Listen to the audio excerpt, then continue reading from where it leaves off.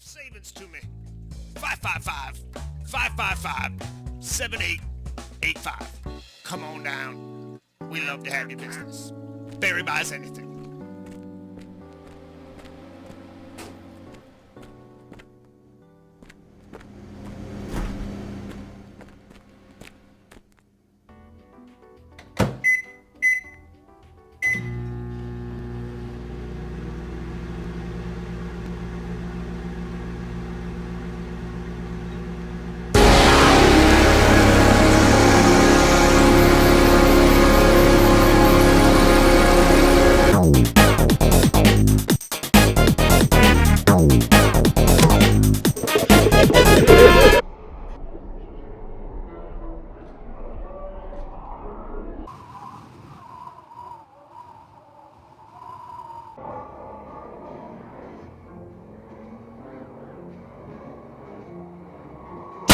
If you know me as a person or have watched even one of my garbage videos, you know I have a deep love for the late 2000s, and especially the attempts at realistic or gritty games from the era.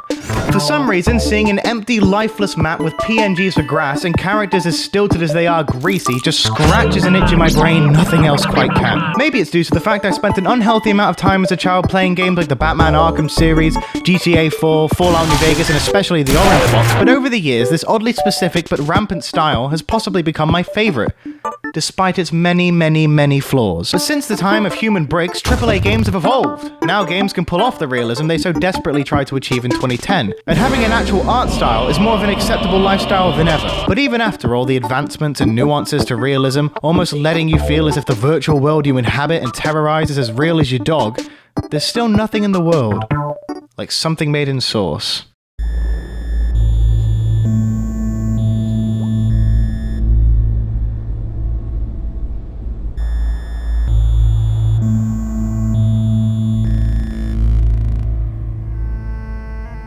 A while back, there was a shortly lived but noticeable trend on YouTube of people analysing and trying to explain why a surprising amount of maps on Gmod seemingly had this deeply rooted creepiness and etched into the uncanny valley just enough to creep out every 9-year-old in an empty dark RP server. Much like the courtyard in Mario 64 or the mansion in Tomb Raider, so many people see these empty areas as forgotten by time and an eerie place with more sinister intentions than what appears on the surface.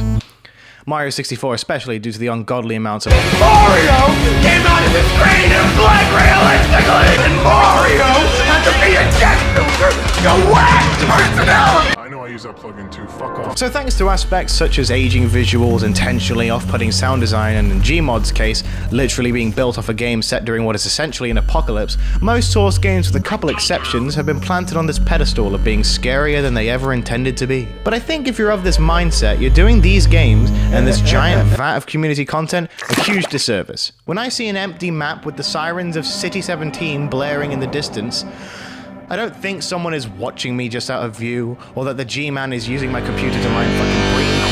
I see the work of a time sorely missed in video games. A time where creativity and molding the product into something new was at the forefront of a community, and not the niche underbelly to a bigger group that consists of death threats and clinical insanity. When the most popular and celebrated games could be made by a small group of passionate developers and not either one guy in his basement taking 10 years to make pixel art philosophy, or thousands of faceless entities crafting an 80-hour cutscene.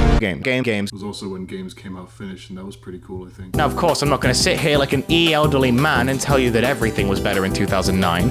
A lot of the perks from modern games and the extra details provided do nothing but help create an incredibly in-depth product with an almost unfathomable amount to do in every game. But when I'm dicking around in a quiet session of GM Big City, there's a feeling of less is more that hardly any other games can provide. Of course, I get as giddy as Crazy Frog when a scripted encounter in Red Dead 2, for example, plays out just right, but that's also the problem with it. It's always a scripted encounter. For every attempt to capture the feeling of what it would be like to wear the boots of Arthur Morgan, the illusion can immediately shatter if you happen to do something the game wouldn't want Arthur to do. The countless activities are so planned, so scripted, that at a certain point, it no longer enhances the immersion but exists solely to break it. Now, I don't want this video to come off like I hate loud, brash games with scripted encounters, because I really don't. If you watched any of my videos, I'm essentially a coked up squirrel yelling about the nut you can play outside. I don't have a problem with this style. Hell, Gmod itself could pretty easily become a way noisier hellhole than any modern AAA game with the right mods.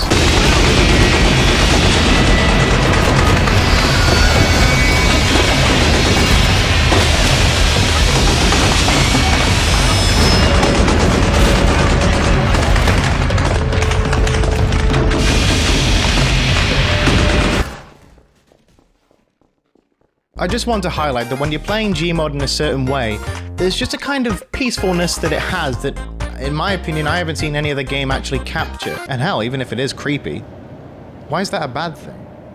I personally really like the feeling of, ooh, this is fucking creepy. it's just a crying shame that there's nothing coming out anymore that represents these core ideas and themes I've spent the last 6 to 7 minutes ranting violently about.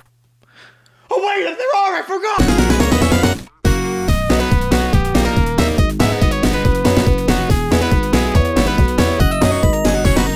The Coin Game, created by devoted Scientologists, is a first-person arcade simulator, which also has heavy elements of casual life simulation, survival, racing, mini-golf, and of course psychological horror. The game's a deceptively simple experience at first. It's early access on Steam, being developed by one man, and has an art style that I can only refer to as Post-PS2 realism. If you browse past this game on Steam and didn't look any further than the first part of the page and the dreaded label, you'd probably pass it by and go on to play another 79 hours of hentai puzzle game number 4 billion. But if you were lucky enough to gaze your eyes on the shockingly high amount of praise and admiration along with the relatively low price tag, you might just give it a go. And then you see what all the fuss is about. When you first launch the thing and eventually stop laughing at the ghoulish player models and actually start up a game of survival mode expecting a simple hour-long distraction in a small arcade, you're instead treated to waking up in your home. You can go downstairs, feed the fish, say hi to grandma, throw your pet goose into the TV, cook a microwave meal, and eventually go on outside. Then you realize that there's not just the one arcade, but an entire island at your disposal with multiple locations. More arcades, the local neighbors, a store to stock up on cholesterol-pumping food, a gas station with scratch tickets and milk, a carnival with rides, games, and guns, robots with pimples, robots that bully you, a paper route so you can earn more money and get rubber bands to fight back against the machine, mini-golf, go-kart riding, fireworks, a beach. The game's not even done yet. You realize you have no money like the average British boy and head out on your bike to make some. You ride around the local community, you enter one house and are tasked with helping babysit the children. Your 8 brains ticking now. You complete the tasks, mess around with the physics that gleefully remind you of something made in Source and are paid generously for your work. The dopamine dispensers within the flaps of your mind are getting primed and ready. You head over to the next house and mow the lawn. Yeah, mow the lawn. You also throw the ball for the dog and send him to the sun. You're paid even more. Yes, yes! Rewards for doing things how I want to do them, not reprimanding me for daring to step even slightly out the box. You hop on your bike and head down to Larry's arcade. You enter and play every game you can. You grab balls, drop balls, throw balls, push coins, and spin the fucking wheel. The dopamine and potentially dormant gambling addiction part of your brain going wild like a chimp on Adderall. And none of it had to be explained. None of it needed 80 hours of cutscenes or a workforce the size of the Dominican Republic to come to fruition. After you're spent, you take your rewards earned by your playtime, yes, earned by your playtime, not bought with real money, and head down to the pawn shop to sell them and further fuel your insatiable need to game.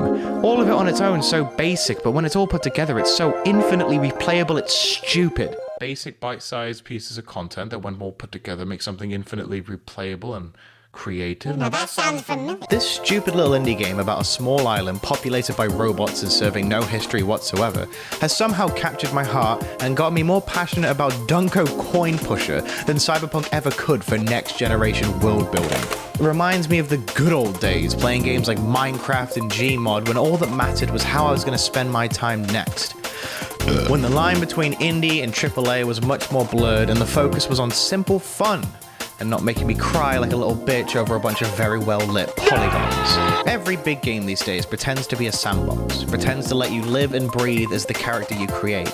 But only these dumb little games on Steam that collectively cost less than Domino's on 2-for-1 Tuesday can get it right. Oh wait, I forgot there's also... This game is also really cool and mirrors a lot of what I gushed over the Coin Game for, in some cases even going beyond and improving on the Coin Game, taking customization to the next level, allowing you to fully envision your home and appearance, and having objectively better driving in mini-golf. It was originally a game mode on Gmod, so I should be basing the entire video on this game. But it's not really meant for single player, so I barely have any hours invested, and it's filled with furries and they scare me.